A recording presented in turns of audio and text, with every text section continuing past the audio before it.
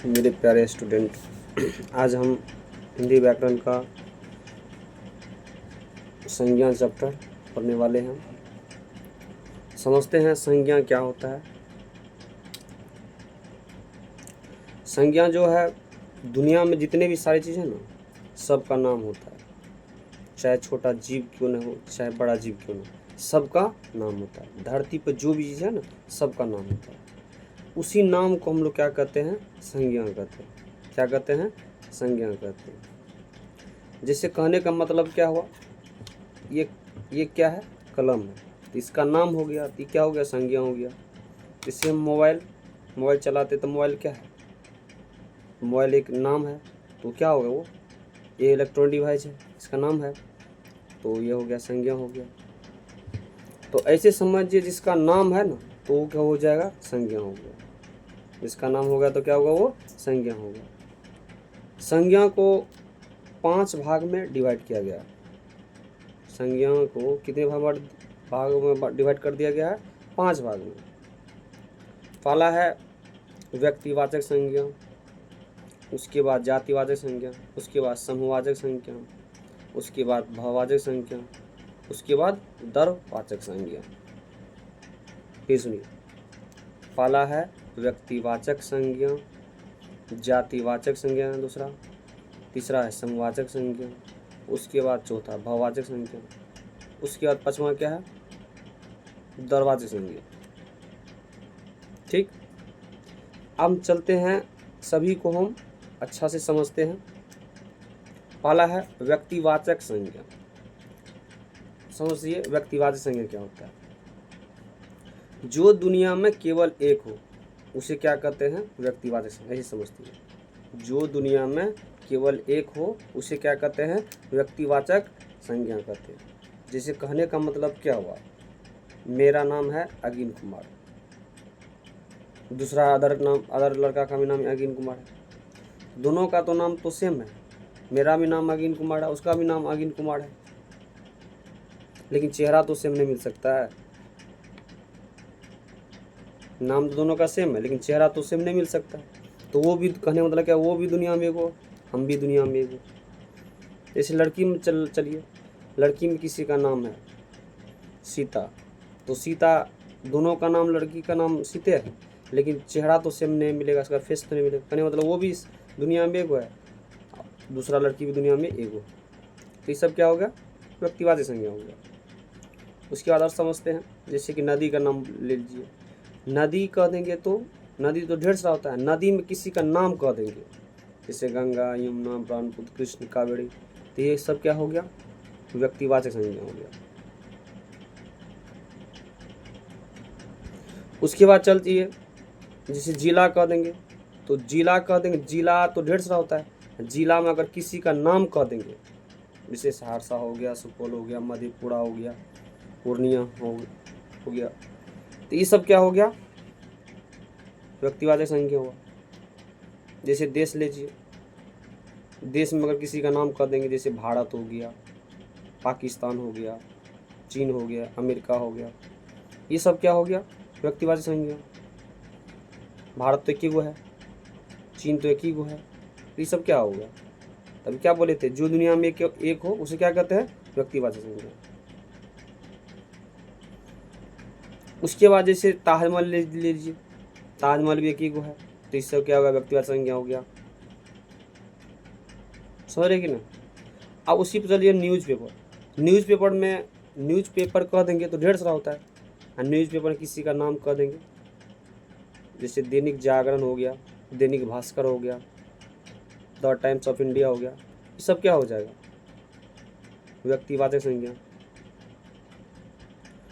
उसी तरह से और समझते हैं, अभी समझिए अच्छा से। और जैसे अगर देखिए दिन कह देंगे, और दिन में अगर किसी का नाम ले लेंगे, सप्ताह में 7 दिन होता है ना, Sunday, Monday, Tuesday, Wednesday, Thursday, Friday, Saturday. उसके बाद महीना में ले लीजिए, जनवरी, फरवरी, मार्च, अप्रैल, मई, जून, जुलाई, अगस्त, सितंबर, अक्टूबर, नवंबर, दिसंबर। अगर किसी का नाम एक एक करके बोल देंगे, तो अगर आपको पूछ देगा सोमवार क्या है, तो व्यक्तिवाचक संज्ञा है। मंगलवार क्या है, यानी ऐसे समझिए, दिन का नाम और महीना का नाम, ये सब क्या हो गया आपको? व्यक्तिवाचक संज्ञा हो गया। बात समझ रहे कि ना? उसके बाद चलते हैं हम लोग जातिवाचक संज्ञा। जातिवाचक संज्ञा किसको कहते हैं? जो दुनिया में एक से अधिक का बोध हो, जो दुनिया में एक से अधिक का बोध हो उसे क्या कहते हैं? जातिवाचक संज्ञा कहते हैं। जैसे कहने का मतलब हुआ, जैसे गाय, गाय तो ढेर सारा होता है, एक से अधिक हुआ गाय, गाय तो ढेर सारा होता है, ये जातिवाचक संज्ञा हो गया।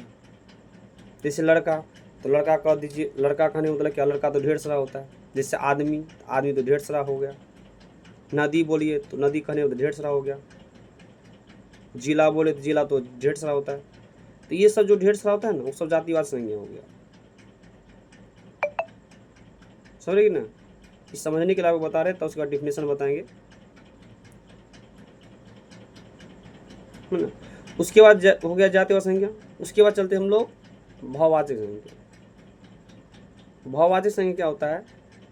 जिसमें कि किसी व्यक्ति वस्तु में गुण धर्म स्वभाव का बोध हो, उसे क्या कहते हैं? भाववाचक संज्ञा कहते हैं। बात समझ रहे कि ना? जिस संज्ञा में किसी व्यक्ति या वस्तु में गुण धर्म स्वभाव का बोध, उसे क्या कहते हैं? भाववाचक संज्ञा। अब एग्जाम्पल के थ्रू समझते हैं। जैसे ले लीजिए ईमानदारी, तो ईमानदारी आदमी का गुण हो गया। बेईमानी ये आदमी का गुण हो गया। चतुराई ये आदमी का गुण हो गया। लड़कपन ये आदमी का गुण हो गया, है ना। ये सब चीज़ गुण हो गया, ये तो मनुष्य में होता है। उसके बाद चलते हैं हम लोग, जैसे मिठाई, तो मिठाई में क्या चीज़ का गुण है? मीठा का। तो मीठा क्या हो गया? भाववाचक संज्ञा हो गया। क्लियर है?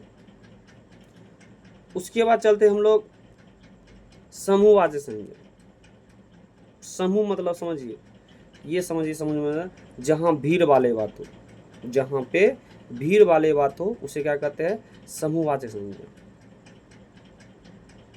जैसे एग्जाम्पल के थ्रू समझते हैं। जैसे कि ले लीजिए क्लास, जैसे हम सपोज दैट मान लीजिए कोई 9th क्लास में बच्चा है, तो उस 9th क्लास में ढेर सारा स्टूडेंट होंगे, तो वहाँ पे भीड़ हो गया स्टूडेंट का, तो क्या हो गई? समूहवाचक संज्ञा हो गया। ठीक। उसके बाद चलिए मेला। मेला में आप देखिएगा कि आदमियों का भीड़ लगा रहता है, ढेर सारा आदमी देखने आते हैं मेला देखने में, वहाँ पे भीड़ वाला बात हो गया, तो क्या मेला क्या होगा? समूहवाचक संज्ञा होगा। उसके बाद चलिए तारा। तारा तो ढेर सारा समूह या झुंड बना रहता है, तारा का झुंड होता है ना। तो तारा तो ढेर सारा होता है, क्या हो गया?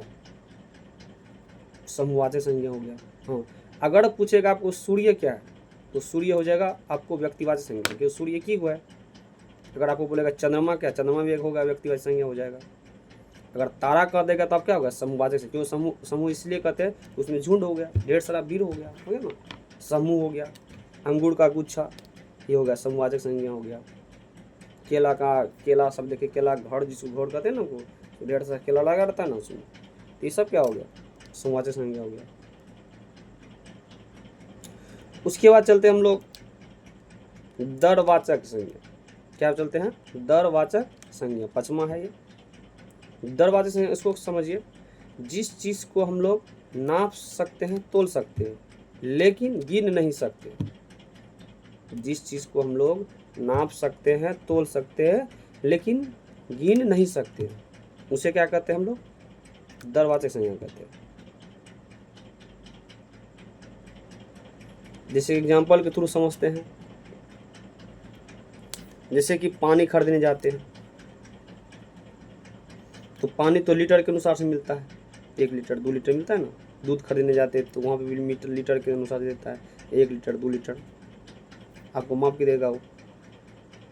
तेल खरीदने जाते हैं, 1 लीटर 2 लीटर तेल नाप के देता है आपको। जैसे हम लोग आटा खरीदने जाते हैं दुकान पे, तो नाप के देता है।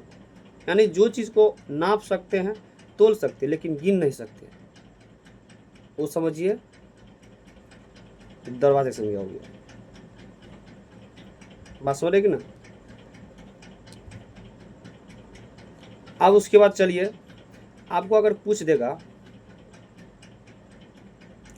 कि दरवाचक संख्या में कुछ ऐसे भी है जिसको आपको कन्फ्यूजन करने वाले बातें हो जाएगा। जैसे आप देखिए, लकड़ी आप खरीदने जाते हैं तो आपको क्या हो गया, कुंटल के हिसाब मिलता है। लकड़ी जाते खरीदने के लिए तो कुंटल में 1 कुंटल 2 कुंटल मिलता है ना आपको। तो लकड़ी क्या हो गया है, दरवाजे संख्या होगा, क्योंकि लकड़ी को नाम माप के देगा आपको। हाँ, लकड़ी से अगर कोई चीज़ हम सामान बनाते हैं तो हो जाएगा आपको जातिवाचक संज्ञा हो जाएगा। बात समझ रहे कि ना। चलिए अब इसका हम लोग डिफिनेशन समझिए, आप तो खास तरह समझिए होंगे। अब इसका हम लोग परिभाषा एक एक करके समझाते हैं। तो व्यक्ति लिख लीजिए, अगर आप कॉपी कलम रखे होंगे तो लिख लीजिए आप। व्यक्तिवाचक संज्ञा किसे कहते हैं? संज्ञा आका परिभाषा पहले बोलिए। किसी व्यक्ति वस्तु स्थान के नाम को संज्ञा कहते हैं। किसी व्यक्ति वस्तु स्थान के नाम को क्या कहते हैं? संज्ञा कहते हैं। संज्ञा 5 प्रकार के होते हैं। संज्ञा 5 प्रकार के होते हैं। पहला चलते हैं व्यक्तिवाचक संज्ञा। व्यक्तिवाचक संज्ञा लिखे। उसके बाद जातिवाचक संज्ञा,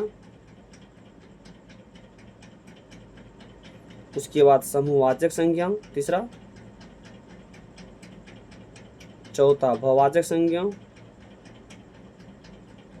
पांचवा दरवाचक संज्ञा। उसके बाद हम चलते इसका डिफिनेशन। संज्ञा का तो लिख लिए। अब देखिए व्यक्तिवाचक संज्ञा किसको कहते हैं?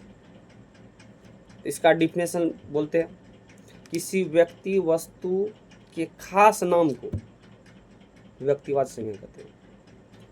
व्यक्तिवाचक संज्ञा उसे कहते हैं जिस संज्ञा से किसी खास व्यक्ति या वस्तु का बोध हो, उसे क्या कहते हैं? व्यक्तिवाचक संज्ञा कहते हैं। जातिवाचक संज्ञा दूसरा है, जिस शब्द से किसी व्यक्ति या वस्तु के एक से अधिक का बोध हो, समझ रहे हैं? जिस संज्ञा से किसी व्यक्ति या वस्तु का एक से अधिक का बोध हो, उसे क्या कहते हैं? जातिवाचक संज्ञा कहते हैं। उसके बाद चलते हम लोग समूहवाचक संज्ञा। समूहवाचक संज्ञा किसको कहते हैं? जिस संज्ञा से किसी व्यक्ति या वस्तु के समूह या झुंड का बोध हो, उसे क्या कहते हैं? समूहवाचक संज्ञा कहते हैं। उसके बाद चलते हम लोग भाववाचक संज्ञा। जिस संज्ञा से किसी व्यक्ति वस्तु में गुण धर्म स्वभाव का बोध हो, उसे क्या कहते हैं? भाववाचक संज्ञा। जिस शब्द से किसी व्यक्ति वस्तु के गुण धर्म स्वभाव का बोध हो, उसे क्या कहते हैं? भाववाचक संज्ञा कहते हैं। उसके बाद चलते हम लोग दरवाचक संज्ञा। दरवाचक संज्ञा इसको कहते हैं जिस नाउन को ना तो गिन सकते हैं, नाप तोल का बोध हो।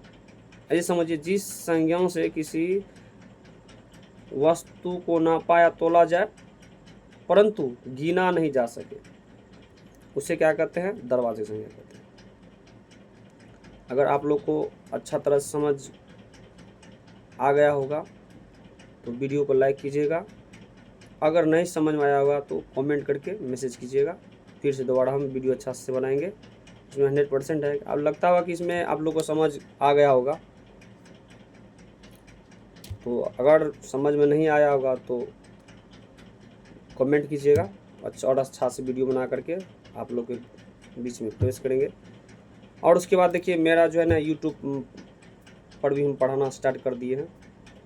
और यहाँ से 10 सभी तरह 1 क्लास से लेकर के 12th क्लास तक पढ़ाते हैं। और मेरा चैनल का नाम है जीमेल अगिन कुमार स्पेस नहीं दीजिएगा 1998, ये मेरा आईडी है। और इस पर हम सभी तरह का वीडियो डालेंगे। उसमें हर तरह का आप कमेंट भी कीजिएगा। अगर इस कोई चीज़ का अगर आपको प्रॉब्लम होगा तो कमेंट करके मैसेज कीजिएगा। हम उस पर वीडियो बना करके आप लोगों के बीच प्रवेश करेंगे। इसी के लिए दोस्तों, जय हिंद, जय भारत।